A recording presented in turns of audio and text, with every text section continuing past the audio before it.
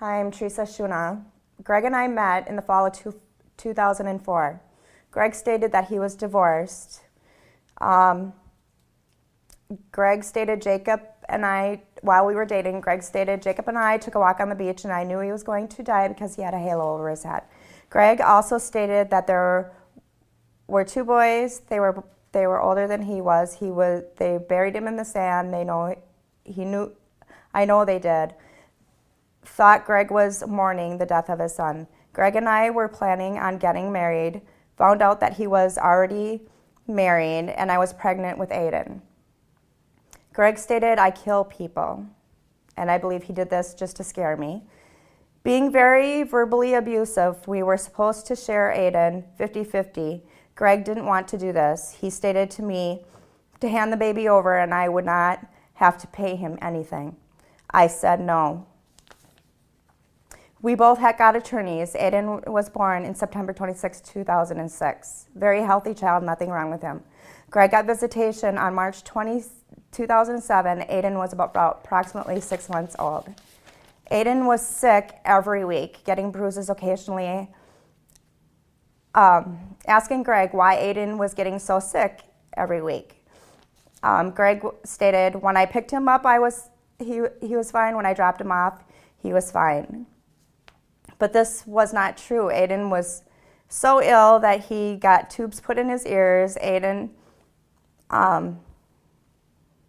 he would jump from Greg to I, and Greg would just laugh. Aiden woke up screaming in the middle of the night. This is the first baby I ever had that ever screamed.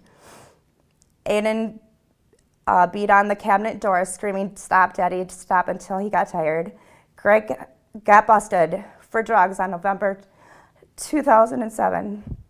He got busted with 1.5 pounds of marijuana every room, narcotics throughout the whole house, surveillance cameras at every entrance, mushrooms growing in the basement.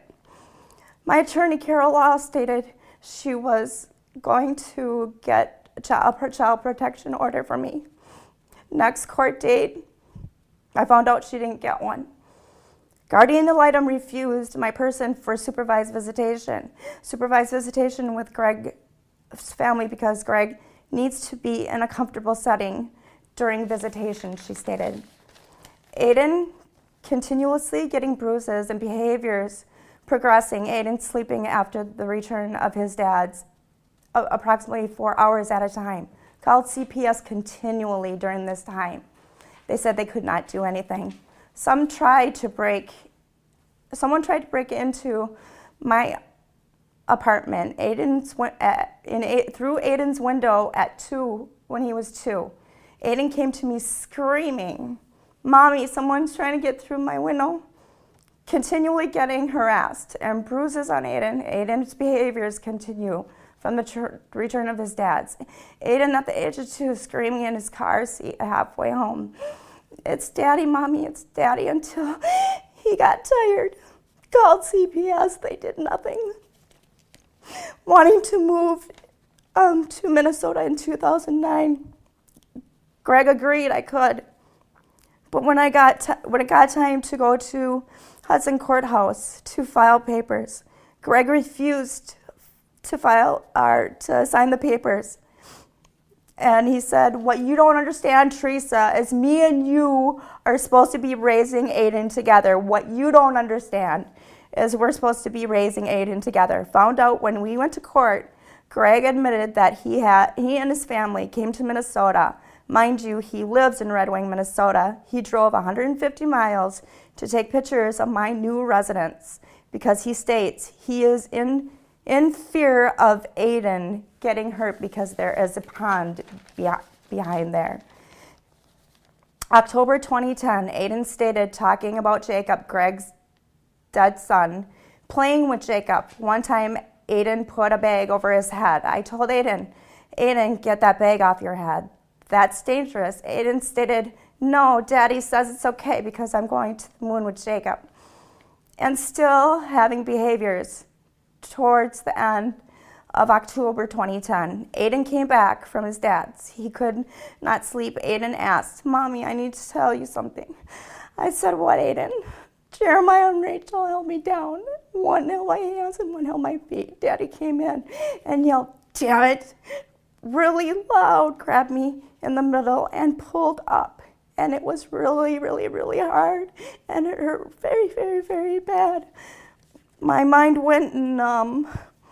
Said, "Aiden, Mommy really is angry for what they did to you.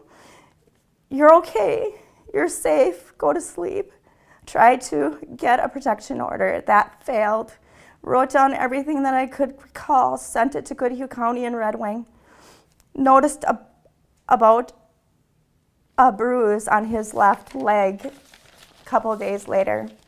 Greg filed papers because I was keeping Aiden away from him. November 2010, Anoka County Courthouse. Judge Walker Jasper court ordered that Greg have Aiden 1 week and I get Aiden the next week. More evaluations ordered. Aiden's behavior continues. My little tornado, I called him.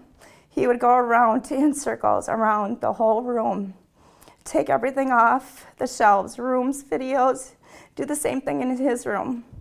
Had evaluations with Dr. Sandra Hewitt. Her evaluation stated detachment issues. Amy Jacobson's evaluation stated she was concerned because I asked Aiden questions about his bruises, and this is upsetting to Aiden. Summer 2011. Amy came over, to evaluate with Aiden.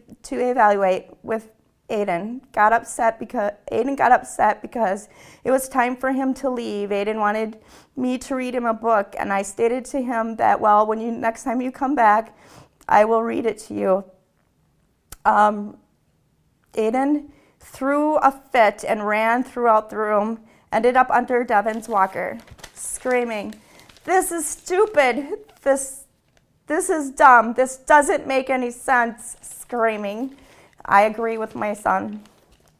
Amy Jacobson, 2 weeks went by. All of a sudden, another ex parte order showed up, stating, "Mary Jamin McGuire does not know how to do her job, and that Theresa just concentrates on Aiden's bruises way too much." We had a 2-hour meeting at Dr. Sandra Hewitt's office with the guardian ad litem counselors, attorneys. Wasn't allowed to talk to Aiden to the doctor, had visitation with Aiden. Aiden had bruises. Oh, God.